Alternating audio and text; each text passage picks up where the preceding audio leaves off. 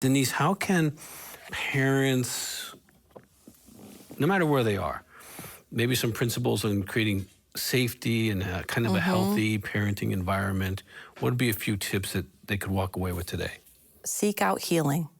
Seek out getting to the root cause of what's causing them to lash out or to parent in unproductive behaviors, and just understand what's causing them to do that. But then to create that safe place, that safe, stable place, it has to be a place where mom and dad, and mom, dad, and children, the people in the home have to be able to communicate.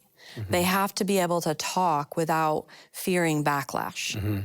I have one thing in my book that talks about an activation where a parent is challenged to, for 1 week and hopefully beyond that, to sit down before bedtime, no matter the age of the child, and just start talking about how their day was. Sure. Sometimes it's at the dinner table, but just talking with them helps them feel so many of those soul needs that we were talking about. Sure. It helps them feel connection. It helps them feel like they're validated because now they're talking about their feelings.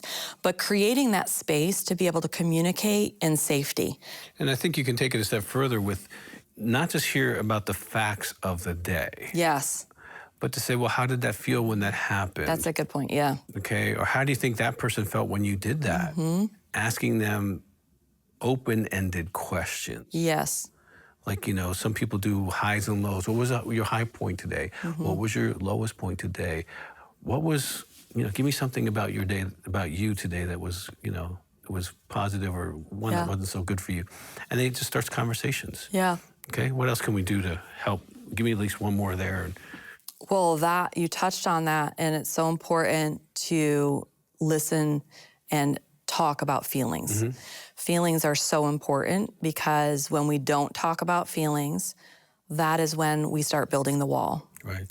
And we start building the wall again with God and each other. And so when we talk about what happened, but we talk about our feelings, and we might sit down with our kids and our kids might say, "You really hurt my feelings today," or you were so mean. They might not know how to filter their words, but they're telling how they felt. And, before healing, I would have been like, well, you don't know how, how I felt, or what I would get defensive with my children, and I wouldn't hear them out. Sure. But when we take ourselves out of that equation and we say, okay, it's a safe time for our children to feel and to communicate. And now, as we communicate and they're telling us how they feel and we're talking back and forth, we also gain their trust. Absolutely. And that is so important, especially when they turn into teens. Well, those are the rules of dysfunctional families: no talk, no feel, no trust. And so basically you're just turning that around. Yeah.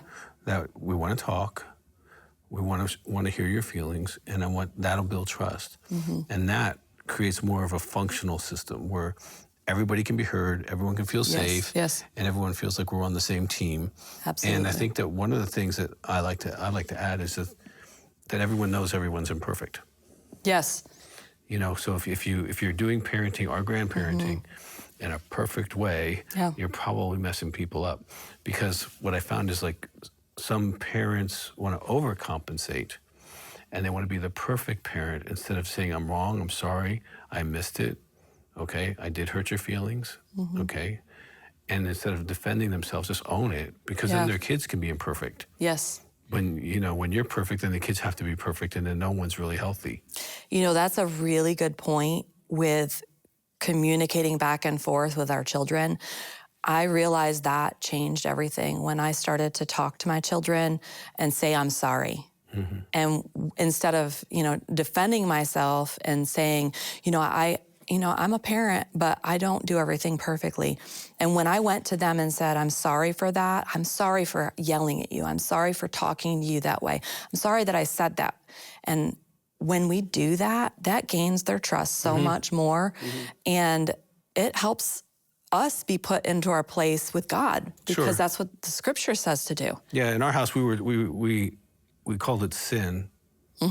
I sinned against you when I did this. Yeah. And they did the same thing, because they weren't allowed to say they were sorry. Yeah. It was sin. Yeah. my attitude was sin, and I would apologize, and they would do the same, Right. and we teach them that it's okay to make mistakes. It's okay to apologize. It's okay to take full responsibility. Well, Denise, thank you so much. Thank you. Because I think parenting beyond your upbringing, that's every parent's heart. You want to definitely do that. I know that many of you, you're on social media.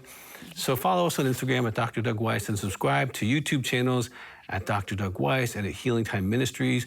You can also listen to Dr. Doug Weiss podcast. This will be a great one to send to your friends who, if their parents would benefit from that. We're on all the major platforms, so share this with your family and friends.